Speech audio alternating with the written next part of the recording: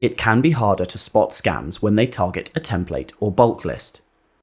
Switching dual controls on for templates and bulk lists can help reduce the risk of inputting errors as well as enhancing your security. Any changes to templates or bulk lists will require a second user to review and approve before they come into effect.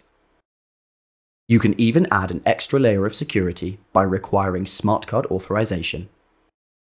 Always remember, don't take an email at face value and make sure to complete independent checks before making and approving changes. To switch this setting on, click Administration, then Manage Payment Preferences. Scroll down to Bulk List and Template Settings, then click Edit. Tick the boxes for dual approval required for bulk list and template changes. Select Yes to changes to bulk lists and templates require smart card. When you've made your selections, click Review Changes, then Confirm and Approve Changes. You'll then be asked to authorize with your smart card.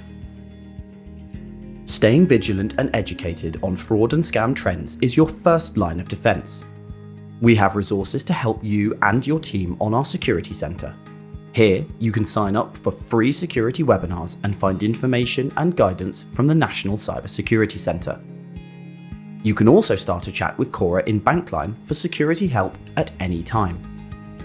Make sure your colleagues know what to look out for and work as a team to stay safe.